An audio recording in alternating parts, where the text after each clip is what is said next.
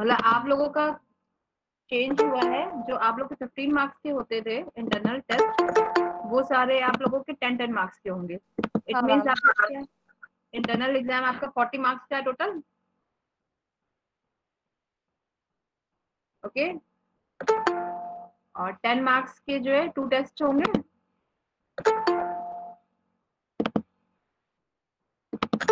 अब second thought ये बताइए कि आप लोग जो है वाइवा कब देंगे?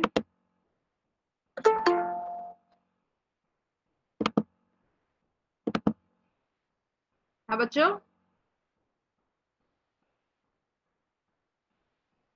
मैम सेशनल के बाद। सेशनल के बाद। तो सेशनल आपका कंप्लीट हो रहा है 23rd को ना? Yes ma'am. तो देन 23rd के बाद आपका, जब भी आप लोग सुटेबल रहिए मुझे इन्फॉर्म कर दीजिए, तो मैं जितने की मेरे पास अटेंडेंस शीट है उनके अकॉर्डिंग मैं जो है 10 स्टूडेंट्स का एक दिन में लूंगी। मतलब एक ही दिन में लूंगी लेकिन टाइमिंग कुछ चेंज करूंगी। ओके, तो आपके ओके मैम। 5 मार्क्स आपके जो है अटेंडेंस पे है, 5 आपका वाइवा पे रहेगा।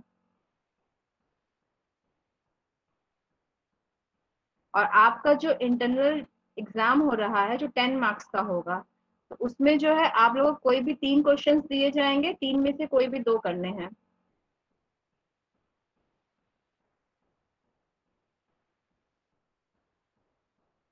ठीक, और आपके फर्स्ट टेस्ट में जो है आपके फर्स्ट और सेकंड यूनिट से आएगा। तो मतलब एक यूनिट से एक क्वेश्चन? ये जरूरी नहीं बेटा, तो मतलब दोनों क्वेश्चन एक ही यूनिट से भी हो सकते हैं? May be. मतलब फर्स्ट टेस्ट में आपके फर्स्ट और सेकंड यूनिट कवर हो रहा है। ठीक, थर्ड जो आपका वाइवा है वो आपका थर्ड यूनिट में से रहेगा।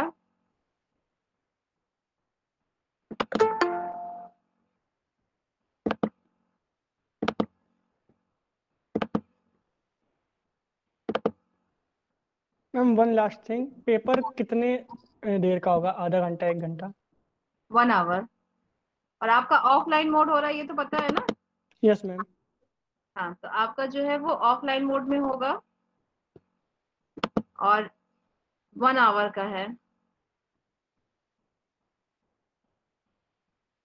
ठीक, तो ये यस अभी मैम। तक का क्लियर है ना आप लोग को कि फर्स्ट इंटरनल एग्जाम जो है आपका, उसमें आपकी यूनिट फर्स्ट और सेकंड में से आ रही है, और उसके जस्ट बाद जो आपका वाइवा होगा, वाइवा आपका यूनिट थर्ड में से रहेगा।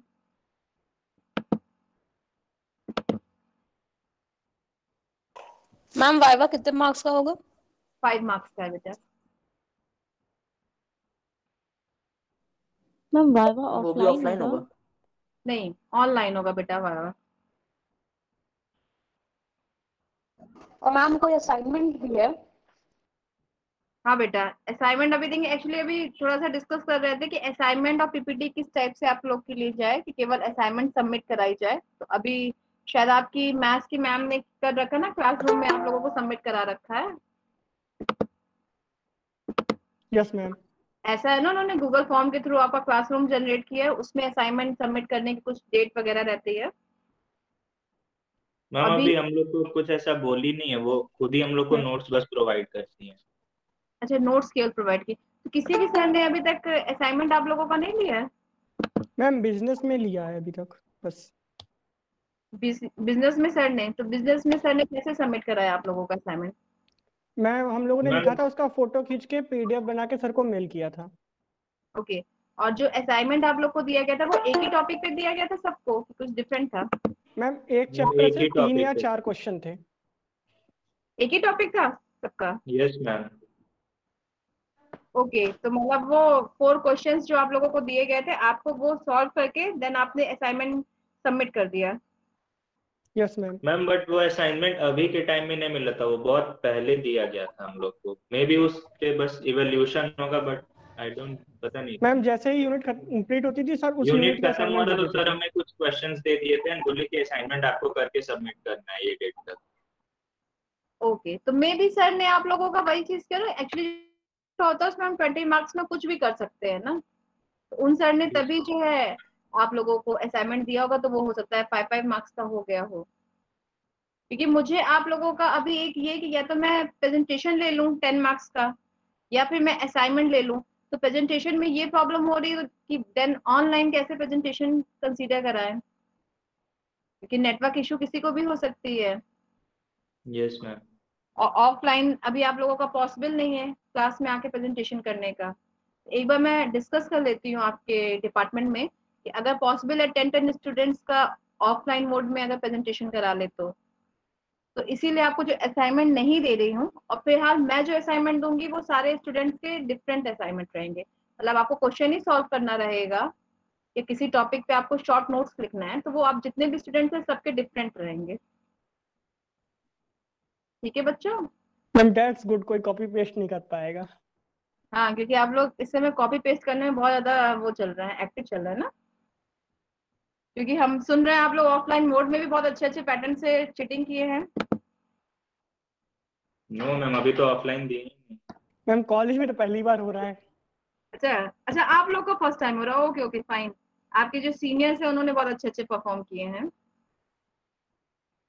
तो कम से कम आप लोग थोड़ा सा सिंसियरली अपना अटेम्प्ट करिएगा। अभी तक का जिसको भी जो भी कंफ्यूजन होगा वो आप लोग क्लियर कर लीजिएगा। मुझे वैसे भी केवल एक बच्चे ने सबमिट किया है पूरा सॉल्व करके, बाकी तो कोई एक्सरसाइज करके सबमिट भी नहीं करता है। मैम उसका नाम क्या है? क्यों, ये जरूरी थोड़ी है बताना, ये मेरे और उसके बीच का मैटर है बच्चे।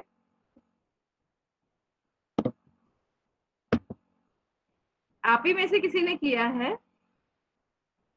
क्यों? मैम कोई लड़का है लड़की है मैम? लड़का है, बॉय है? अरे मैम मेरा ही पड़ोसी है, वो रोज मेरे से बातचीत होती है कि ये क्वेश्चन करते हैं, ऐसे करते हैं। अच्छा, आप ही के पड़ोसी, चलिए तो आपको भी उससे फिर सीखना चाहिए बेटा। Yes ma'am. मैम मैंने मेरी आज शाम में घर आएगा, क्योंकि कुछ डाउट्स है वो उससे क्लियर करने हैं। साथ में जब बैठते हैं तो मैम आसानी से क्वेश्चन लग जाता है। हाँ, तो ये बच्चे आप लोगों का वो है, मैंने आप लोग को सबको बोल रखा है कि आप लोग सबमिट करिए, बट आप सब में से केवल एक ने मुझे बहुत अच्छे से सबमिट किया है। एक और बच्चे ने किया है लेकिन उसने केवल डिस्ट्रीब्यूशन वाले चैप्टर का किया है। ठीक, बाकी कोई भी स्टूडेंट्स आप में से कोई सबमिट नहीं करते हैं, बहुत अच्छे हैं।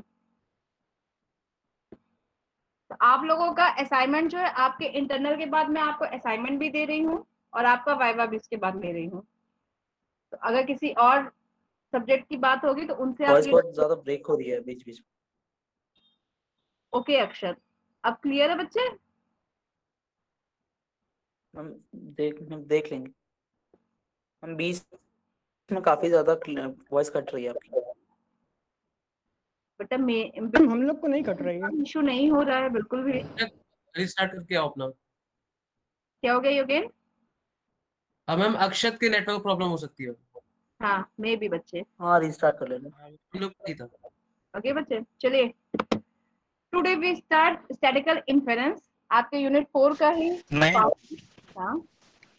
फर्स्ट यूनिट में कुछ कंफ्यूजन था मैम। अच्छा बच्चे, तो जो कंफ्यूजन हो वो आप मुझे मेल कर दीजिए, देन मैं आपको बता दूंगी। Okay ma'am.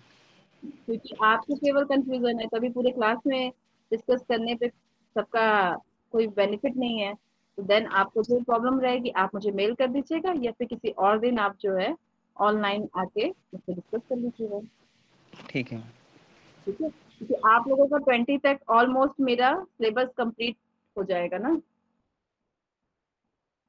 आज 4th यूनिट है ना, तो इसकी केवल एक टॉपिक बचेगी, नेक्स्ट फ्राइडे सैटरडे में आपकी जो है वो भी कंप्लीट हो जाएगी।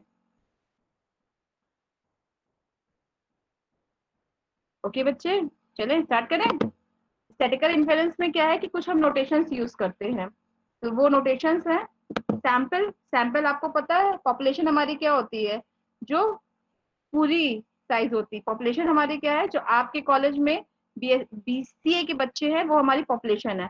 और अगर हमको चेक करना है कि किस ईयर में कितने स्टूडेंट्स हैं, तो देन हमारे सैंपल क्या होंगे, हमने जो है 3 डिवाइड कर दिया है, तो हमारे वो क्या हुआ सैंपल हुए। तो sample size, sample x bar, small x bar is sample mean. Capital S square is the biased sample mean. S square is the unbiased sample mean. Capital S is the sample standard deviation. It means हम S से जो denote करते हैं वो हमारे sample के बारे में होता है. Capital P is the sample proportion. Capital X is the sample standard error. Notation for population data. तो हमारा क्या है, हमारा जो सैंपल की बात होगी तो वो हम स्मॉल से डिनोट करेंगे और हमारी पॉपुलेशन की बात होगी तो हम उसको कैपिटल से डिनोट करेंगे.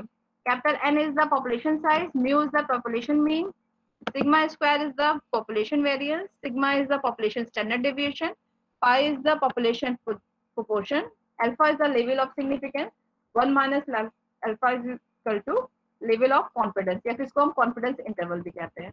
तो हमारा जो statistical inference होता है, this is the process of drawing inference about population on the basis of sample data is called statistical inference. आपका क्या हो जाता है कि हम कोई भी जो है प्रोसेस करते हैं पॉपुलेशन पे और बेसिस ऑफ सैंपल डेटा, तो वो हमारा क्या हो जाता है, स्टैटिस्टिकल इन्फेरेंस होता है. It is also called inference statistics. There are two types of statistical inference. First one is estimation and second one is testing of hypothesis. First one estimation. Estimation is the process in which we obtain the values of unknown parameter with the help of sample data. हम estimation क्या होता है, estimation हम क्या करते हैं कि कोई भी हमको unknown parameter पता रहता है तो हम उसको क्या sample data की help से उसको find करते हैं. In other words, the method of obtaining the most likely values of the population parameter using statistics is called estimation. तो आपका क्या है, estimation हम क्या करते हैं, अगर हमें कोई भी अननोन पैरामीटर पता है उसके बेसिस पे आपका जो है सैंपल डेटा की हेल्प लेते हैं और देन हम उसको फाइंड करते हैं, वो हमारा क्या हो जाता है, एस्टिमेशन हो जाता है. Estimator any sample statistics which is used to estimate an unknown population parameter is called estimator. That is, an estimator is a sample statistics used to estimate a population parameter. Population parameter आपके क्या होते हैं, population parameters आपका क्या होता है, parameter is a characteristic under population and statistic is the sample. Statistic is a characteristic under sample. मतलब आपके जो parameters होते हैं वो population से consider करते हैं और जो स्टैटिस्टिक होते हैं वो आपके सैंपल से कंसीडर किए जाते हैं. तो आप क्या करते हैं, अननोन पॉपुलेशन पैरामीटर को किसकी हेल्प से एस्टिमेट करते हैं, सैंपल के स्टैटिस्टिक्स के हेल्प के से फाइंड करते हैं, तो वो हमारा एस्टिमेटर हो जाता है. और जो वैल्यू आपकी निकल के आती है वो हमारी एस्टिमेट कही जाती है. An estimate is the numeric value of the estimator. In other word, an estimate is a specific observed value of a statistics. तो आपका एस्टिमेशन क्या हो गया, एस्टिमेशन क्या हो गया कि हम जो है आप क्या निकालते हैं, x bar is equal to 1/n. आपका मीन क्या होता है, arithmetic mean is equal to x bar is equal to 1/n summation xi, ये होता है ना. तो आपका क्या जो ये पूरा प्रोसेस कर रहे हैं ये आपका एस्टिमेशन होता है. आप क्या निकाल रहे हैं, x बार निकाल रहे हैं ना. x बार किसकी हेल्प से निकाल रहे हैं, सैंपल डेटा से निकालते हैं ना, उससे आपको कोई एक नंबर मिलता है. तो x बार की जो वैल्यू आती है, जो सिंगल न्यूमेरिक वैल्यू रहती है, वो हमारी एस्टिमेट होती है. ठीक है. और हम जो मेथड करते हैं, मतलब x bar is equal to 1/n summation xi, ये जो हमारा प्रोसेस होता है ये प्रोसेस हमारा एस्टिमेशन कहा जाता है. ठीक. और जो हम x bar is equal to 1/n summation xi निकाल रहे हैं, x bar is equal to 1/n summation xi. Summation xi का मतलब क्या है कि हम सैंपल डेटा को कंसीडर कर रहे हैं ना, वो हमारा एस्टिमेटर होता है. तो बच्चों आपका क्या इसमें तीन चीज बहुत कंफ्यूजिंग होती है. First one is what is the estimation, second one is estimator and last one is estimate. Estimate आपकी कौन सी, जो x बार की वैल्यू आई है, न्यूमेरिक वैल्यू आई है, वो आपकी एस्टिमेट होती है. जो आपने प्रोसीजर किया x bar is equal to this, तो वो आपका पूरा प्रोसेस जो है वो आपका एस्टिमेशन कहा जाता है. बट एस्टिमेटर आपका क्या हो जाएगा, जो आप x बार की वैल्यू निकाल रहे हैं. ये आपका पेट क्वेश्चन होता है. x बार हमारा क्या, x बार के थ्रू हम पॉपुलेशन पैरामीटर डिफाइन कर रहे हैं ना कि हमारा क्या आ रहा है. Type of estimation, there are two types of estimation, namely point estimation, interval estimation.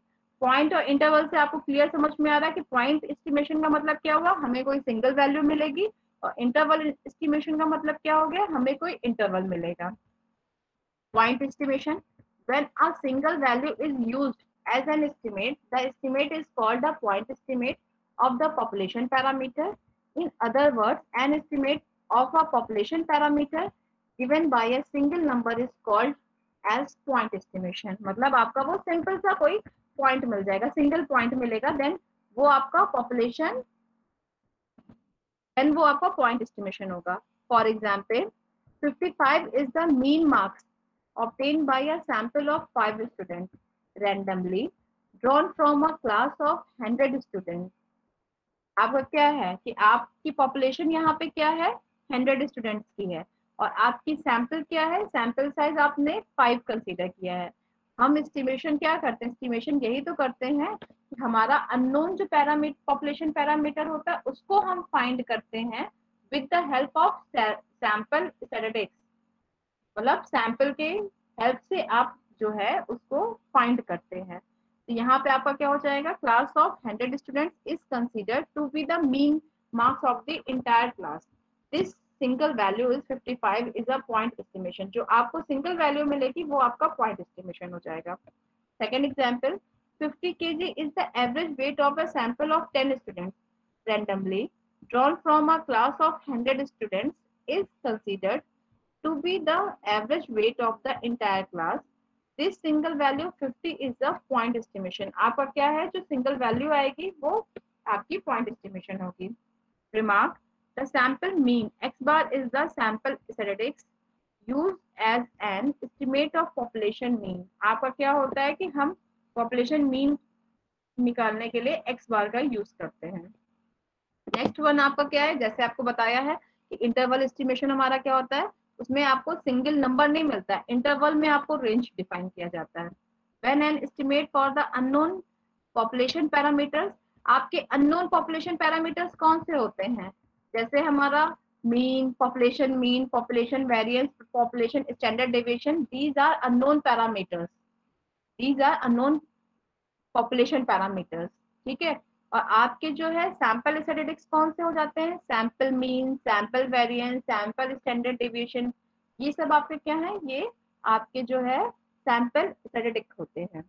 Unknown population parameter is expressed by a range of values within which the population parameter is expected to occur is called interval estimation.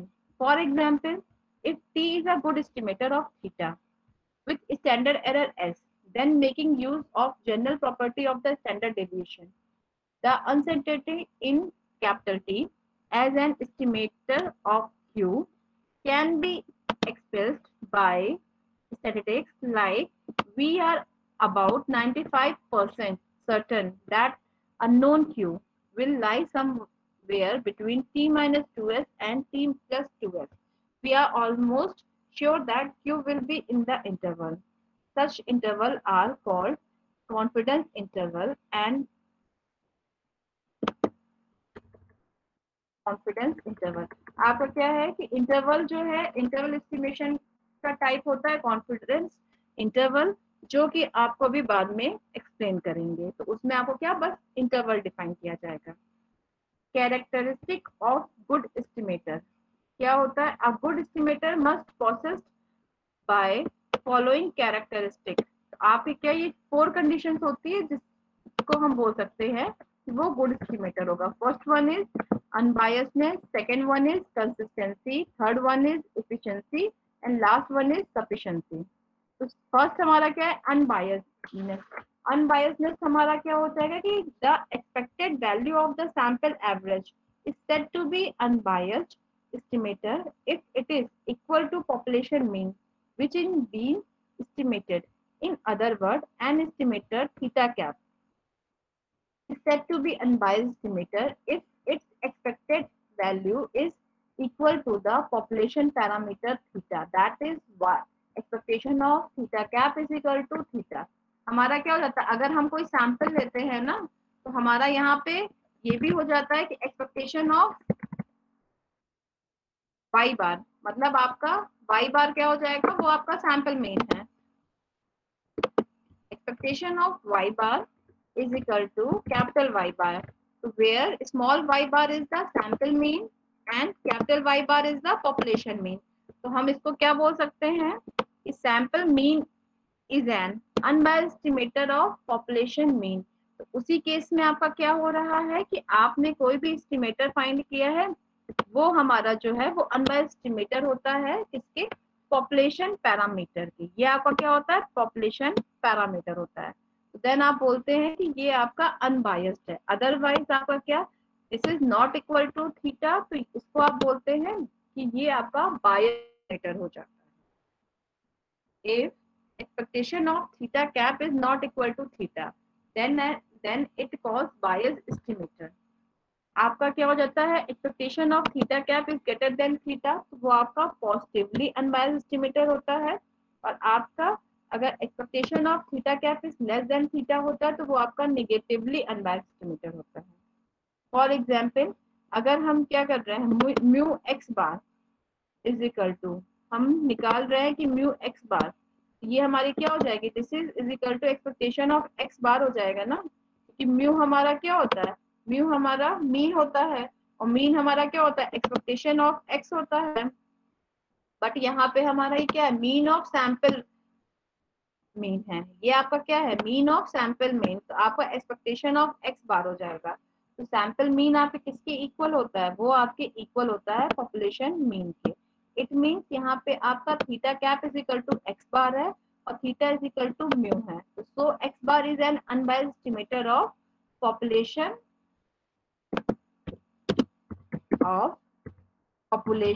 Parameter.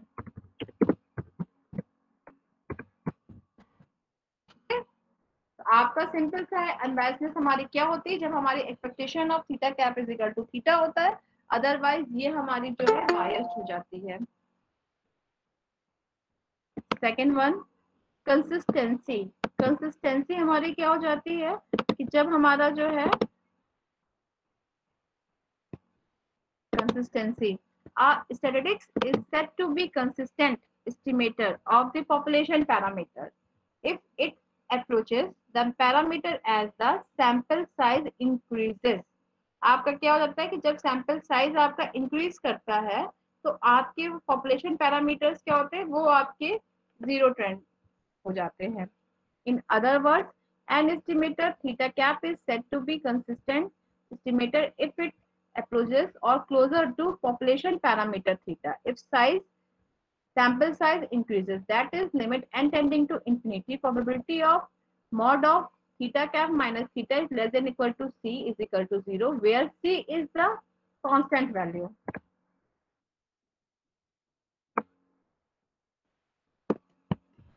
Criteria: an estimator would be consistent estimator if variance of theta becomes 0 as n tends to infinity. For example, let theta cap is equal to x bar. We know that variance of x bar is equal to sigma square upon n. This implies that limit n tending to infinity sigma x bar square is equal to limit n tending to infinity sigma square upon n. ये आपका 0 हो जाएगा, क्यों, क्योंकि हमारा 1 upon infinity is equal to 0 होता है. तो इट मीन्स आपका क्या है कि आपका पॉपुलेशन पैरामीटर, मतलब अगर आपका सैंपल साइज इंक्रीज करता है तो आपका पॉपुलेशन पैरामीटर जो है वो क्या होता है, वो टेंस करता है, टेंड टू 0 करता है, मतलब बिकम्स टू 0 हो जाता है.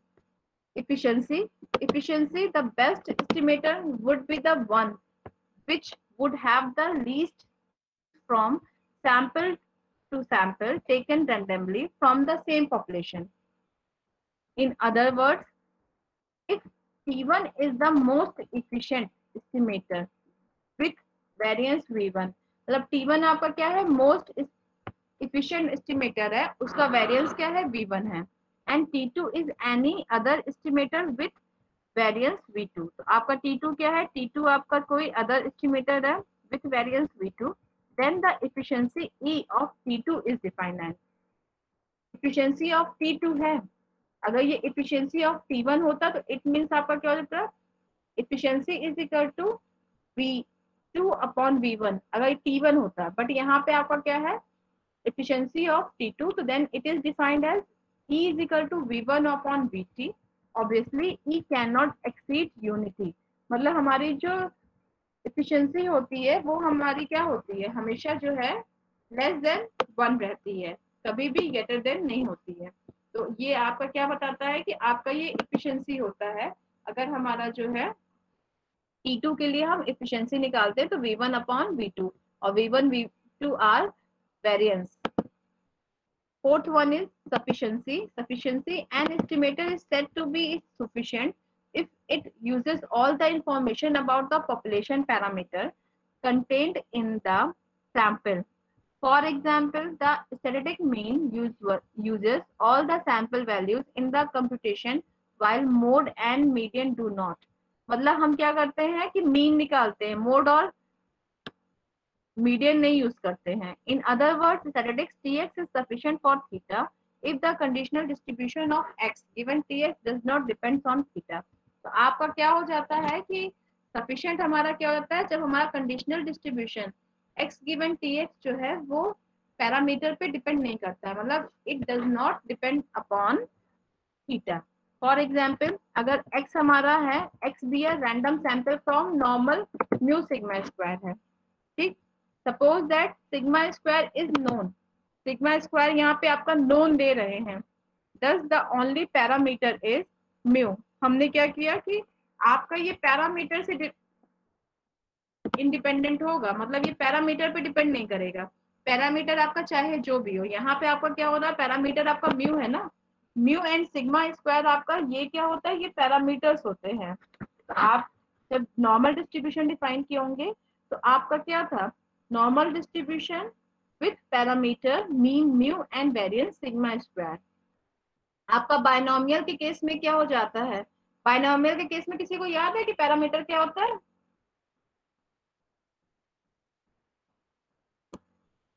हाँ बच्चे,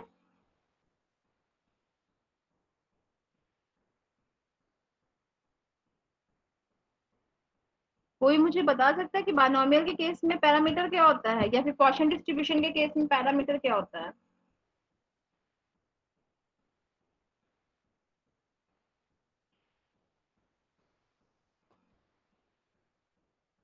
डिस्ट्रीब्यूशन पढ़ा नहीं है क्या?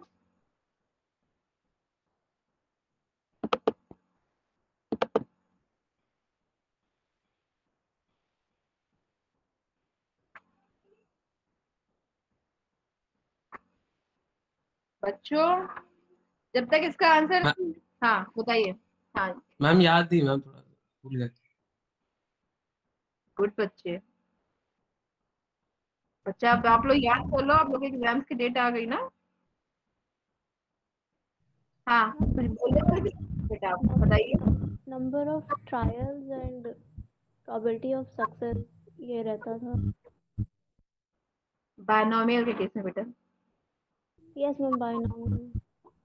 ठीक है, बायनोमियल के केस में आपका क्या होता है कि आपका जो आप डिनोट किए थे ना, बी पी क्यू डिनोट किए थे,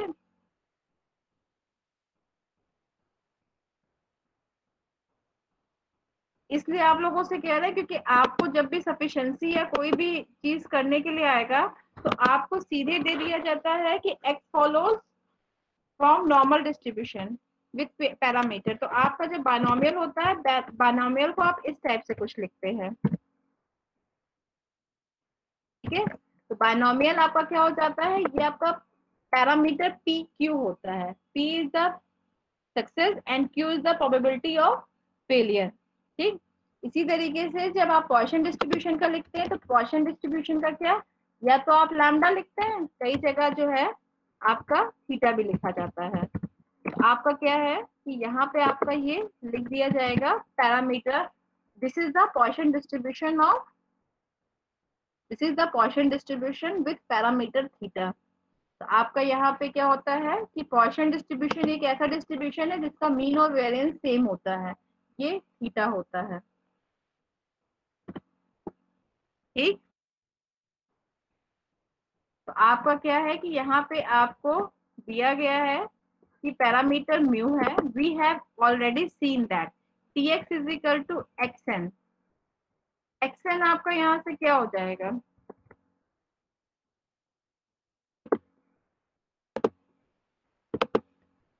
tn is equal to xn bar. ये आपका बेटा t कैसे निकालते, t हमारा क्या होता है, हम किसी का भी समीशन कंसीडर कर लेते हैं। यहाँ पे आपका क्या है, t जो है वो xn बार फॉलो कर रहा है। तो जब हमारा xn बार फॉलो कर रहा है तो हमारा यहाँ से क्या है, ये हमारा क्या है, x फॉलो कर रहा है नॉर्मल म्यू सिग्मा स्क्वायर। तो इसका जब हम मीन करेंगे तो मीन करने का मतलब, बार करने का मतलब क्या हो जाएगा, अपॉन n करेंगे ना। तो अपॉन n जब हम करेंगे तो हमारा क्या, मीन की वैल्यू में कोई चेंज नहीं आएगा, mean as it is mu रहेगा, बट आपका वेरिएंस क्या होगा, वेरिएंस चेंज हो जाएगा, वेरिएंस आपका सिग्मा स्क्वायर अपॉन n हो जाएगा।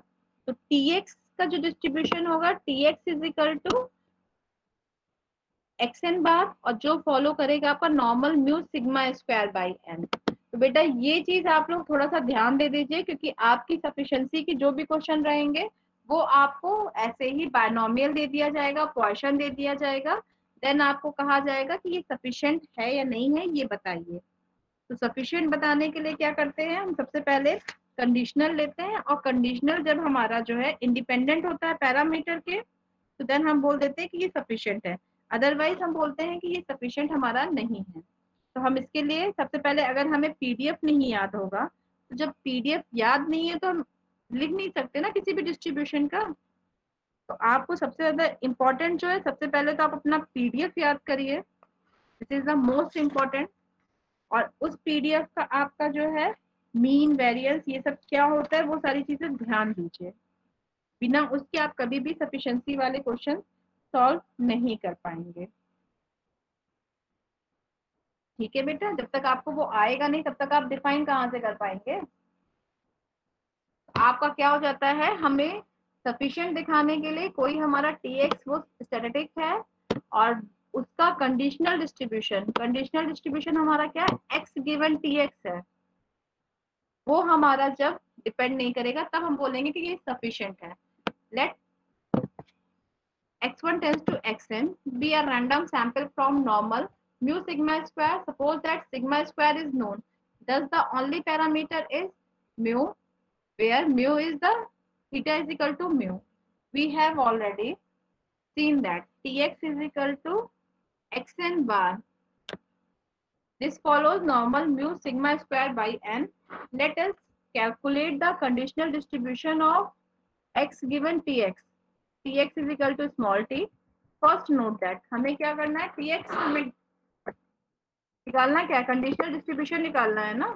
तो कंडीशनल डिस्ट्रीब्यूशन का फॉर्मूला क्या होता है, conditional distribution of x given tx is equal to joint distribution of x tx and divide by marginal distribution of tx होता है। तो सबसे पहले हम क्या करेंगे कि हम जो है इसकी वैल्यू निकालेंगे। ये हमारे किस चीज की वैल्यू है, ये हमारे मीन की है, हम इसका ज्वाइंट निकाल रहे हैं। या फिर आप यहाँ पे ही आ जाइए, उसको चलिए छोड़ दीजिए। हमें क्या करना रहता है, सफिशिएंसी के लिए क्या करना रहता है, कंडीशनल डिस्ट्रीब्यूशन डिफाइन करना रहता है। और कंडीशनल डिस्ट्रीब्यूशन हमारा क्या होता है, x गिवन tx है, जहाँ पे हमको tx is equal to t दिया हुआ है।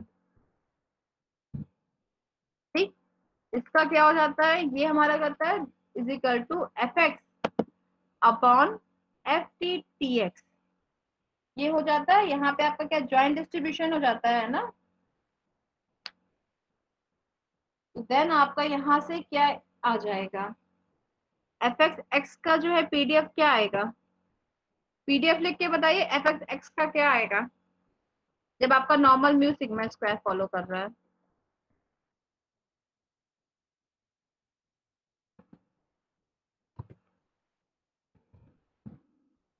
आपका mu sigma square is the continuous distribution. ठीक, इसका जो पीडीएफ होता है वो हमारा होता है 1 upon under root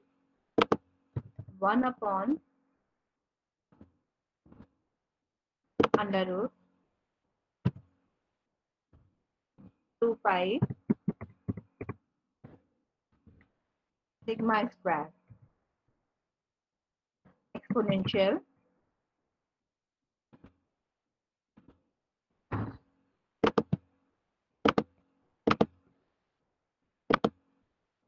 half two sigma square. ये आपका यहाँ पे क्या हो जाएगा, ये आपका किसकी बात हो रही है, आपको पता है कि x फॉलो कर रहा है, ठीक है, जो ये आपके रैंडम सैंपल की बात हो रही है, तो इट मींस आपका x क्या हो जाएगा, x की वैल्यू क्या हो जाएगी, समेशन हो जाएगी ना, summation I is very from 1 to n xi,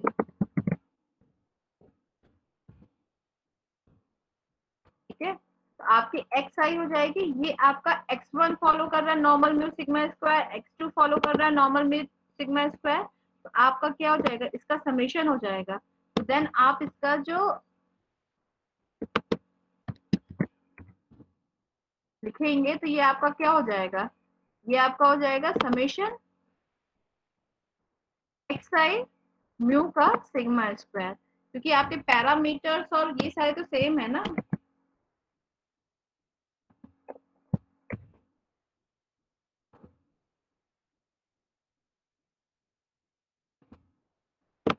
summation xi sigma square हो जाएगा, ठीक, तो ये क्या है, ये आपका ज्वाइंट पीडीएफ हो गया। अब आपका क्या है, joint PDF divided by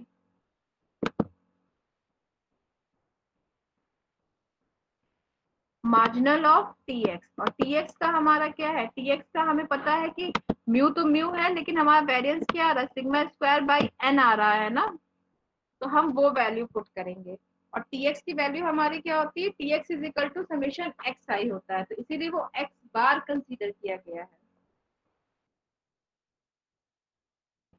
TX क्या है, टीएक्स एक्स एन बार कंसीडर किया गया है, तो जहां पे हमारा बार कंसीडर किया गया तो वहां पे हमारा क्या हो जाएगा, ये समेशन हो जाएगा।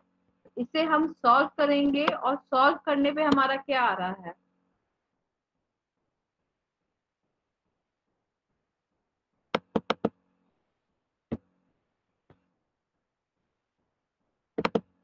बच्चों को समझ में आ रहा है कि नहीं आ रहा है?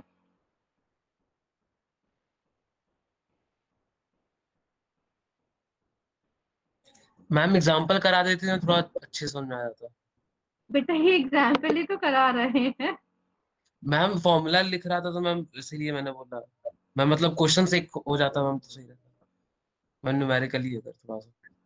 बेटा सफिशिएंसी में आपके न्यूमेरिकल नहीं होता है, सफिशिएंसी आपको क्या है, कोई भी डिस्ट्रीब्यूशन पे दिखाना रहता है, ठीक है, तो आपका क्या रहता है सफिशिएंसी में कि कंडीशनल डिस्ट्रीब्यूशन जो रहता है उसे आपको इंडिपेंडेंट दिखाना पड़ता है पैरा, तो यहाँ पे आपका क्या, आपने x फॉलो करवाया है, normal mu sigma square follow करवाया है, ठीक है, आपको दिया है क्वेश्चन में कि x1 follows normal mu sigma square, x2 follows normal mu sigma square, तो आपका समेशन xi जो है वो फॉलो करेगा नॉर्मल म्यू सिग्मा स्क्वायर, जो कि अभी आप इसके बाद लाइक्लीहुड फंक्शन पढ़ेंगे ना, तो आपको समझ में आएगा कि लाइक्लीहुड फंक्शन क्या होता है, ठीक, तो आपका यहाँ मैम इसमें क्वेश्चंस जैसे आएंगे तो मैम ऐसे ही आएंगे या न्यूमेरिकली नहीं आएंगे मैम? नहीं बेटा ऐसे ही आएंगे, ऐसे ही आपको दे दिया जाएगा, पॉइसन डिस्ट्रीब्यूशन का दे दिया जाएगा या फिर बर्नौली डिस्ट्रीब्यूशन का दे दिया जाएगा कि आपको बताना है कि ये सफिशिएंट है या नहीं है, या फिर यूनिफॉर्म डिस्ट्रीब्यूशन का दे दिया जाएगा।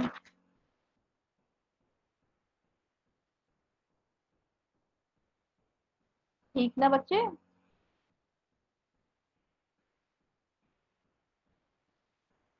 आपका क्या है, एक तो ये मेथड है सफिशिएंट बताने का, और एक दूसरा मेथड होता है जो कि हम यूज करते हैं फिशर-नीमन फैक्टराइजेशन थ्योरम के बेसिस पे। क्या होता है कि हम फिशर-नीमन फैक्टराइजेशन थ्योरम क्यों यूज करते हैं, ये हम यूज करते हैं फाइंड द सफिशिएंट स्टैटिस्टिक्स, मतलब इसको हम यूज करते हैं सफिशिएंट स्टैटिस्टिक्स निकालने के लिए। तो हमारी ये थ्योरम होती है, इसका स्टेटमेंट है late fx theta of x then tx is the sufficient static if and only if there exists function gt theta and hx such that fx theta is equal to gtx theta tx। मतलब हमारा क्या होता है, ये जो equation होता है ये आपका कहा जाता है फैक्टराइजेशन थ्योरम या फिर फिशर नीमन फैक्टराइजेशन थ्योरम। अगर कोई क्वेश्चन हम लोगों को दिया जाता है कि ये हमारा फॉलो करता है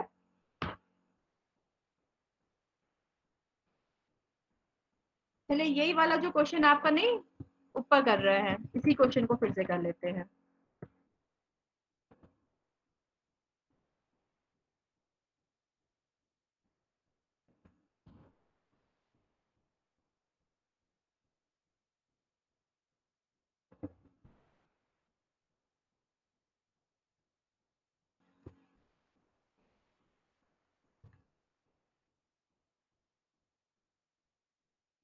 आपका क्वेश्चन है कि let x1 x2 be a sample from normal mu square। Sample की बात कर रहे हैं तो यहाँ पे आप लोग का ये स्मॉल रहेगा।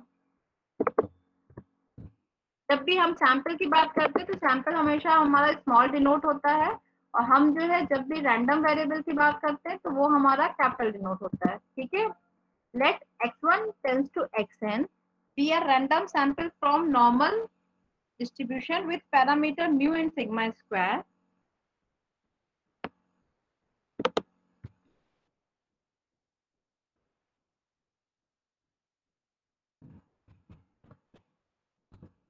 find sufficient static या फिर सफिशिएंट एस्टिमेटर भी आप लिख सकते हैं, क्योंकि हम एस्टिमेटर बता रहे हैं ना। चाहे स्टैटिक लिखिए चाहे एस्टिमेटर लिखिए। और म्यू एंड सिग्मा स्क्वायर।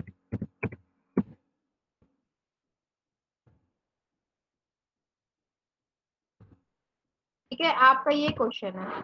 अब आपके इस क्वेश्चन में आपको क्या करना है कि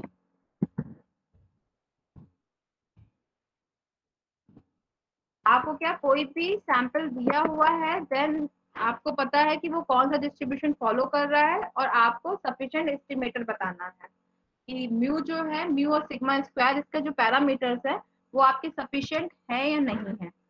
एक मेथड आपका क्या होता है, आप कंडीशनल डिस्ट्रीब्यूशन के थ्रू बताइए, और एक मेथड क्या होता है आपका, आप जो है उसको फैक्टराइजेशन थ्योरम के रिस्पेक्ट में बताइए। फैक्टराइजेशन थ्योरम आपका क्या होता है कि हमारा जो है factorization theorem let fx theta be the PDF of x। fx theta क्या है, वो हमारा पीडीएफ है x का। Then tx is a sufficient statistic if and only if there exists function gt theta and hx such that fx theta is equal to gtx theta hx।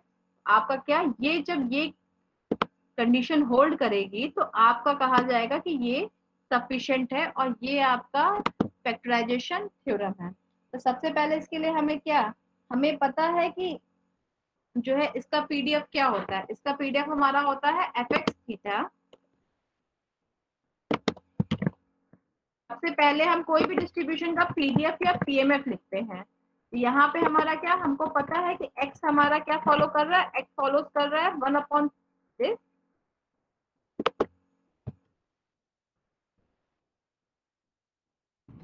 आपका ये किसका PDF है, this is the PDF of normal mu sigma square. और आपको इसकी limit भी पता है, लिमिट आपकी होती है -इंफिनिटी से +इंफिनिटी तक। एक्स हमारी जो होती है, this is the PDF of normal distribution with parameter mu and sigma square. सबसे पहले हम क्या करेंगे, इसका पीडीएफ लिखेंगे। देन हम क्या करेंगे, इसका लाइक्लीहुड फंक्शन लिखेंगे।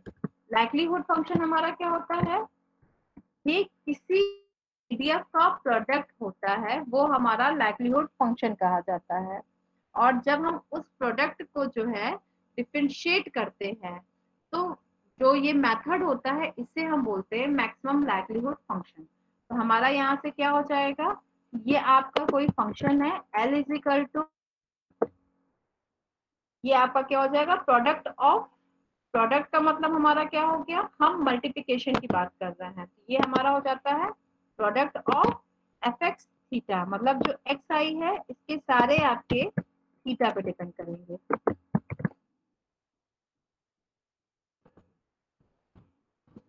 ये आपका क्या है, ये लाइक्लीहुड फंक्शन हो जाएगा।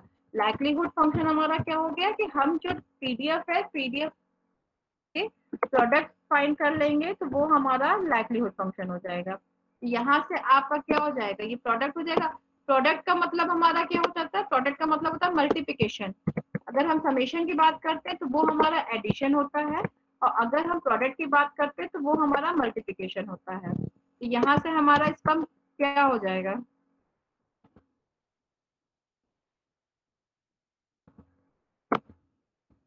ये आपका क्या है, ये this is the product of this term. तो आपके इसका प्रोडक्ट क्या आएगा, इस पीडीएफ का प्रोडक्ट टर्म क्या आएगा बच्चों, कोई कुछ बता सकता है? जब हम प्रोडक्ट लेते हैं तो हमारा क्या हो जाता है, यहाँ पे फर्स्ट टर्म हमारा क्या है, ये जो टर्म रहेगा ये मल्टीप्लाई होते जाएगा, मल्टीप्लाई होगा तो इसका कुछ n टाइम्स तक आपका जाएगा, तो ये हमारी वैल्यू क्या हो जाएगी,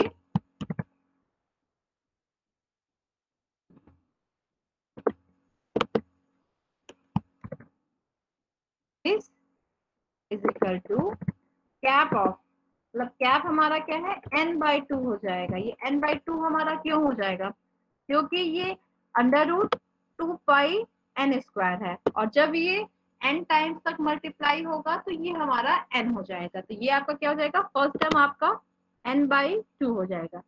सेकंड आपका क्या हो जाएगा, सेकंड आपका यहाँ पे क्या डिफरेंस हो जाएगा, एक्सपोनेंशियल है ना, तो एक्सपोनेंशियल में हमारा क्या होता है, जो मल्टीप्लिकेशन होते हैं वो हमारे एडिशन में चले जाते हैं।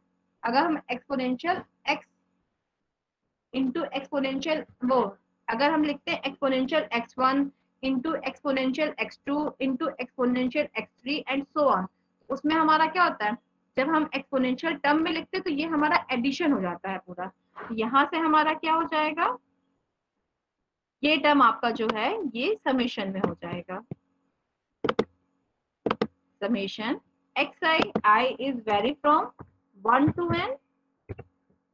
ये आपका क्या हो जाएगा, ये आपका लाइक्लीहुड फंक्शन हो जाएगा, this is the likelihood function. तो लाइक्लीहुड फंक्शन को हम किस तरीके से निकालते हैं, जब हम क्या करते हैं कि किसी भी पीडीएफ को मल्टीप्लाई मैम कर, हाँ बेटा, मैम सच बोले मैम, नहीं समझ में आ रहा।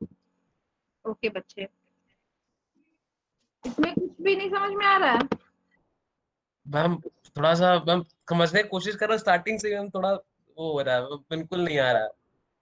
यहाँ तो बिल्कुल नहीं आया, मैं ऊपर वाली बात कर रहा हूँ, थोड़ा बहुत समझने की कोशिश की लेकिन मैम नहीं आया वो। अच्छा अभी आप ऊपर वाले को छोड़ दीजिए, ठीक है, आप इसको देखिए कि आपका ये फिशर नेहमन थ्योरम हमारा क्या बताता है कि कोई भी एफ एक्स थीटा हमारा क्या होता है बेटा, F x theta is the PDF of random variable, ठीक है, मैम पीडीएफ, पीडीएफ होता है ना, ma'am PDF full form ma'am क्या है, पीडीएफ क्या है? प्रोबेबिलिटी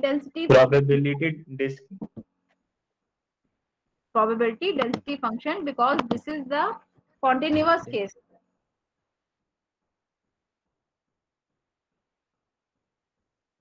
ठीक है, ठीक है। और PMF is the probability mass function, this is the discrete case. बेटा एक बार मुझे जहां तक लग रहा है योगेंद्र, आपका डिस्ट्रीब्यूशन आपने ठीक से नहीं देखा है, हाँ मैम 2 क्लासेस छूट गई थी मेरी उसमें। ठीक है बच्चे, तो एक बार डिस्ट्रीब्यूशन वाला आप देख लीजिए,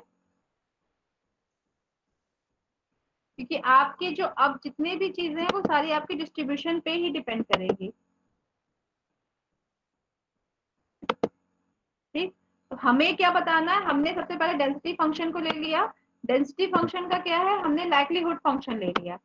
ये क्या होता है, लाइक्लीहुड फंक्शन हमारा क्या होता है, this is likelihood function is the product of density function, या फिर अगर ये आपका कॉन्टिन्यूअस होता तो वो आपका क्या होता है, प्रोडक्ट ऑफ कॉन्टिन्यूअस हो जाता है। तो अगर चलिए इसी में बाकी बच्चों से पूछते हैं, अगर ये पॉइसन डिस्ट्रीब्यूशन करते तो पॉइसन में लाइक्लीहुड फंक्शन क्या आता, कोई बता सकता है?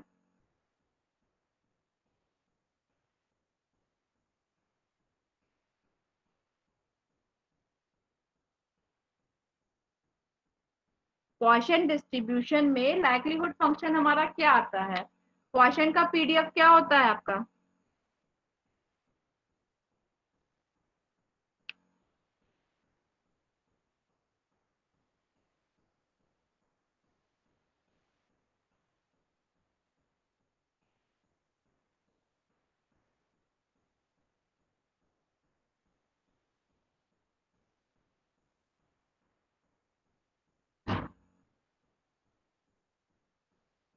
जिसको समझ में आया बताओ।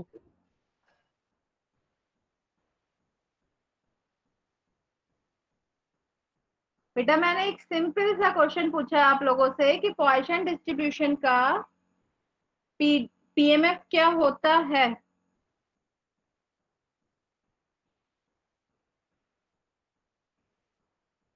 e की power minus lambda into x की power lambda upon x factorial. देखिए बेटा, तो अगर हम इसका मल्टीप्लिकेशन लेते हैं, ठीक है, तो हमारी वैल्यू क्या आएगी? इसका प्रोडक्ट टर्म करेंगे तो पॉइसन का क्या आएगा?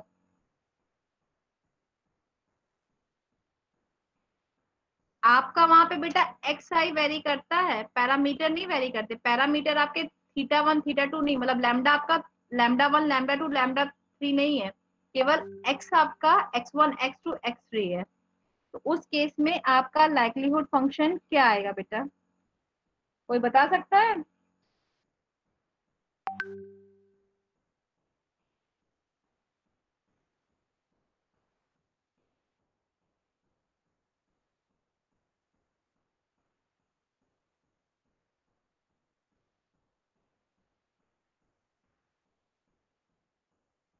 लाइक्लीहुड फंक्शन क्या आएगा बच्चा?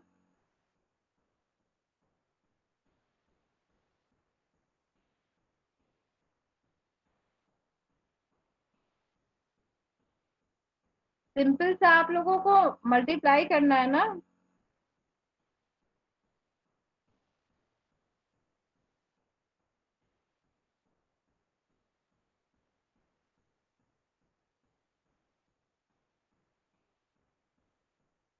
अच्छा चलिए, लाइक्लीहुड फंक्शन को मैं थोड़ा सा और डिस्क्राइब कर देती हूँ।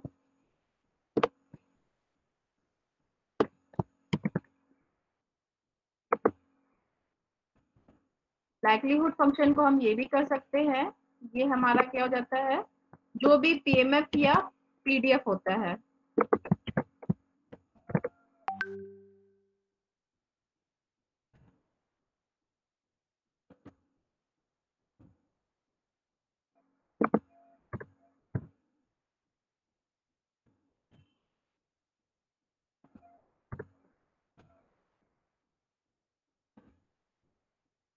आपका लाइक्लीहुड फंक्शन ये होता है। जब आपको पता है कि आपका पीएमएफ जो है वो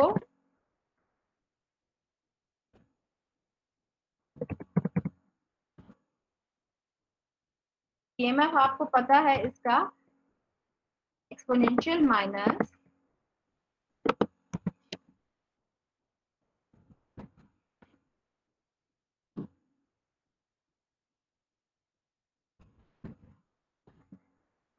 थीटा की power x upon x factorial. अब इस केस में बच्चा आपको क्या प्रॉब्लम हो रही है करने में?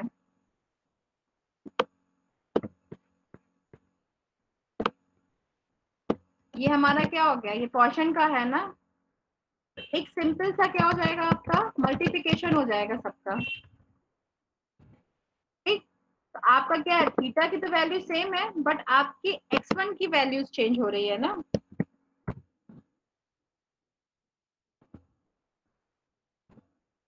ये क्या हो रहा है, आपका x1 की वैल्यूज चेंज हो रही है, मतलब जो आपके सैंपल्स है उसकी वैल्यूज चेंज हो रही है, अदरवाइज आपके पैरामीटर्स पे कोई भी इफेक्ट नहीं हो रहा है।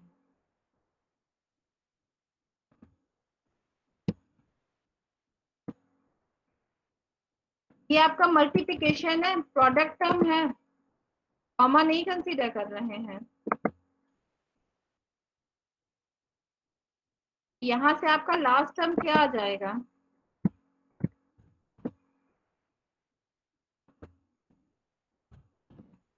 अब इसमें भी कंफ्यूजन है कि इसमें कुछ समझ में आ रहा कि क्या आएगा इसका? हाँ मैम, ये आ रहा है थोड़ा थोड़ा। आ रहा है तो बेटा इसमें क्या आएगी, इसकी वैल्यू कुछ बता सकते हैं?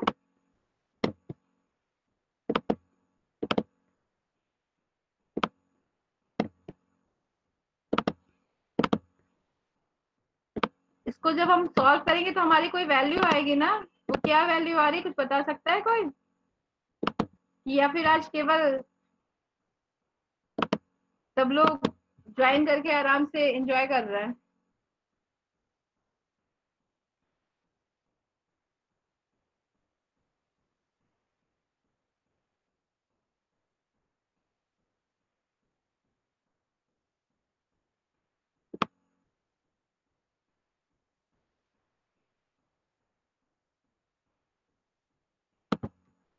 चलिए, आप सब में से कोई भी बताएगा तो है नहीं?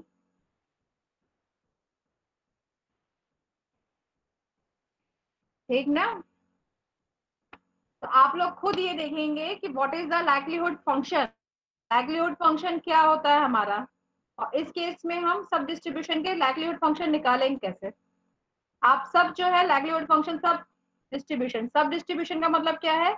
Uniform, normal, binomial, Bernoulli and Poisson and exponential. आप लोगों ने एक्सपोनेंशियल भी पढ़ा है ना? Yes ma'am. आप लोग ये सारे डिस्ट्रीब्यूशन के लाइक्लीहुड फंक्शन निकाल के मुझे फ्राइडे को मिलेंगे। और अगर आप में से कोई भी लाइक्लीहुड फंक्शन नहीं निकालेगा, देन मैं ये यूनिट वहीं पे स्टॉप कर दूंगी।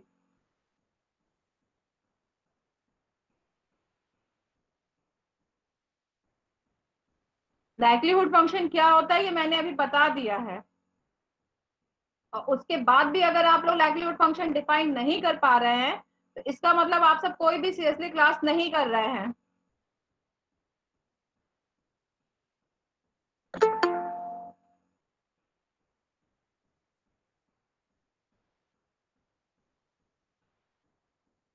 मतलब इतना मैंने एक्सप्लेन कर दिया, अगर तब भी आपको प्रॉब्लम हो रही है बताने में तो इसका मतलब आप लोग कुछ सीरियसली ले ही नहीं रहे हैं।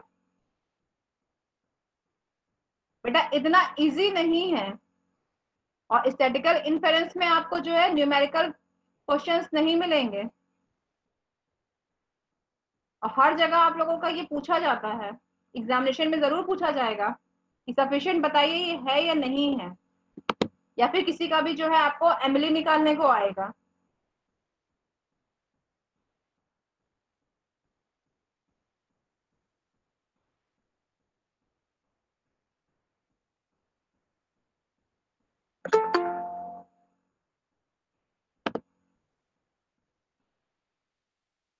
नेक्स्ट फ्राइडे में मिलूंगी, और आप लोगों की ड्यूटी है कि ये करके आइए, नहीं करके आएंगे तो फिर मैं सारे बच्चों में से किसी का भी नाम लेके बोलूंगी।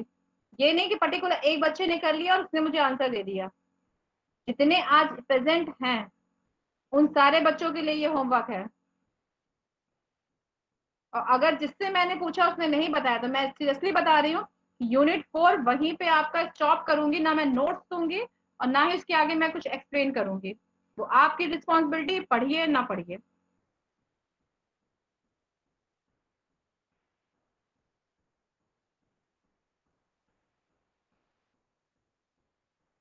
इतना बताने के बाद भी आप लोग को नहीं आ रहा तो इसका मतलब आप लोग खुद सोचिए कि आप लोगों को क्या आ रहा है।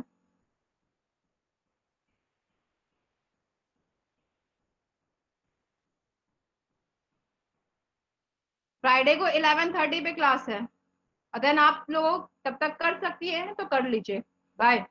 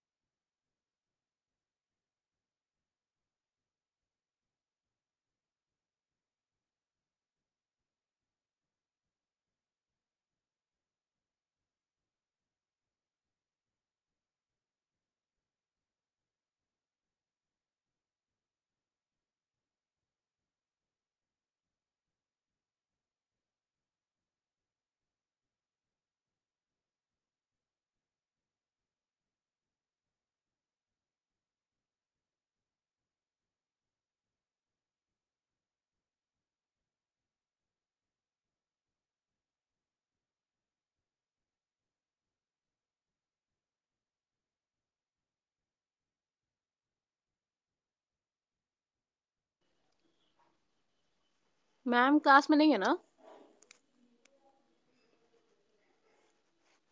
कोई कुछ बोलो यार। नहीं शायद लीव कर दी।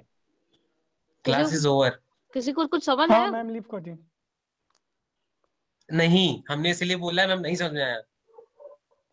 अरे भाई ये मैम फ्राइडे शायद को इसलिए देना है, फ्राइडे को बोल समझ दिया में आता तो आंसर ना कर देते। भाई। तो ओ भाई, क्या लगा? समझ गया, मैंने बोल के गलती कर दी। नहीं भाई यार, तूने ही बोला था मैम मैं तुम्हारे तो साथ क्लास कोई नहीं नहीं लिया हूँ, बोला मुझे मतलब। नहीं आता। अबे अरे कोई यार और बोलता कि मैम नहीं आ रहा नहीं आ रहा, तो मैम एक बार शांत कर जाती। कोई कोई बोल ही नहीं रहा है कि हाँ मैम, मतलब ना कोई बोल रहा है आंसर बता रहा है, और भाई ऊपर से बोले बोल भी क्या? नहीं रहा है कि नहीं आ रहा। तो नहीं यार समझ में आया।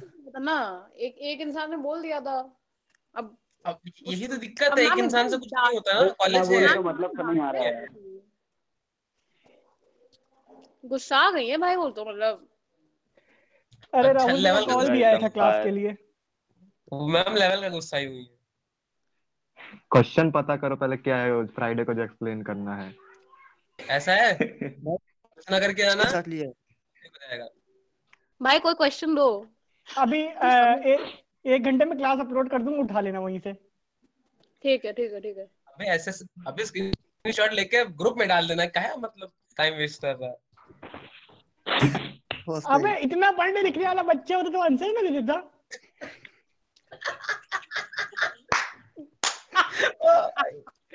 गजब भाई, तो आंसर नहीं दे देता।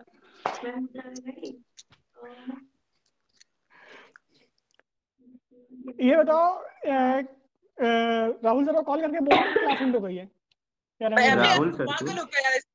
हाँ उनका कॉल आया था क्लास अभी अभी जस्ट आया था 5 लेना मिनट हो तो पहले। लेकर, ठीक है। यार क्लास लेने के सारी लिए क्लास बोल। आज चलेंगी क्या? अनामिका मैम भी बोली है लेने के लिए।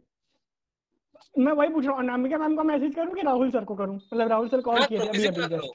किसी को ना किसी को करो। किसी ना करो, जानकर मैम को बल्कि कर दो कि मैथ ले ले, थोड़ा बहुत पढ़ा देंगे, कुछ उनका कुछ समझ में भी आ रहा है थोड़ा बहुत। अनामिका मैम को ना? हाँ, हाँ उनका थोड़ा हाँ बहुत हाँ समझ में आ रहा है, लेकिन और कुछ नहीं समझ में आ रहा, तो इनसे बोलो ये सिलेबस थोड़ा बहुत राहुल कंप्लीट कर दे। ठीक है मैं कर देता हूँ। और 10 मिनट बाद के लिए बोलना, अभी तुरंत के लिए मत बोल देना। हाँ, तुरंत भी मत बोलना। 12:30 के लिए अनामिका मैम को बोल दो, अगर फ्री है तो ले लेंगी। ठीक है ma'am, class is over just now, you can take. अरे आप बोल देना मैम सबसे बात हुई, बच्चे सब जा रहे हैं नहाने, सभी सो के उठे हैं, हाँ बोलते हाँ आधे मैं घंटे वही बाद कह रहा हूँ। मिलेंगे। सही बात करने के लिए ना। अब्बा चिल्ला रहे हैं नहाने के। Ma'am if you want to take class please take it किसी को समझ में आ रहा था, आफ्टर किसने आंसर किया था? शायद शुभम ने आंसर किया था। 12:30। शुभम कुमार शुक्ला, मैं नाम स्क्रीनशॉट लेके रखा हूँ। कोचिंग अरे तो उसी से किया क्या जाता है। यार, मारने का प्लान है क्या? नहीं नहीं मारेंगे, तुमसे पूछेंगे बस, थोड़ा डंडा करेंगे बस, बताओ कैसे समझ में आया तुम्हें।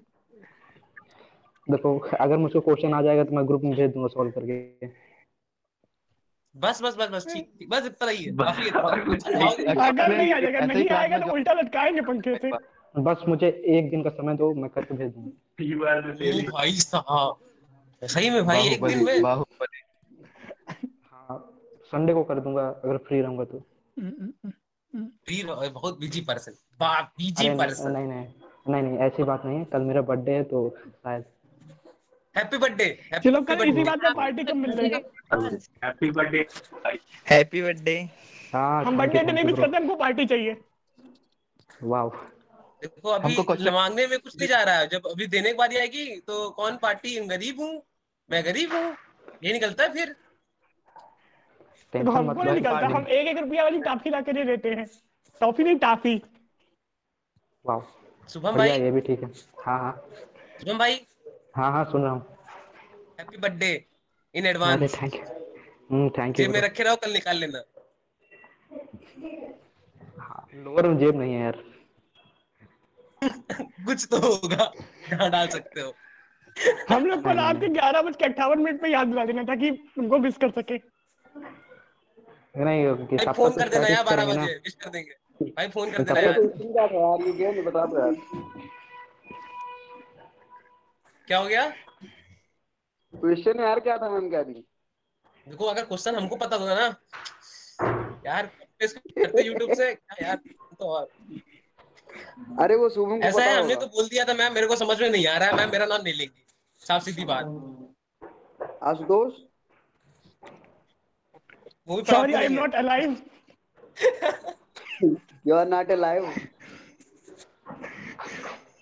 Everybody is not alive. तो क्या सब बहुत जॉम्बी हो गई बन गए हैं क्या? बकवास, चलो चलते हैं। अबे नहाओ धो खाओ पियो, क्या कर रहे हो यहाँ पे बैठे बैठे बस। शुभम पास हो गया यार, क्वेश्चन भेज देना ग्रुप में। हाँ हाँ क्वेश्चन तो यही है कि मतलब तो जो जितना भी भी भेजेगा वो विद सॉल्यूशन भेजेगा। हाँ भाई, तो हाँ एक कंडीशन है, एडिशन लेट में आएगा ना। क्वेश्चन अकेले नहीं चाहिए, सॉल्यूशन साथ चाहिए। हाँ तो आज अरे रात पहले तक या फिर क्वेश्चन ही कल आ सवेर जाए तक यार, पहुंच जाएगा। देखना शिवम, मैम आ जाए अनुभव ज्वाइन करने दिक्कत हो जाएगी। 4 किलो ठंडी हो जाए। देखा बोल रहे कुछ काम करो, डांट पड़ रही है ना। चलो ठीक है, bye bye. Bye bye, bye दुआ बाय सलाम याद रखना। Bye bye.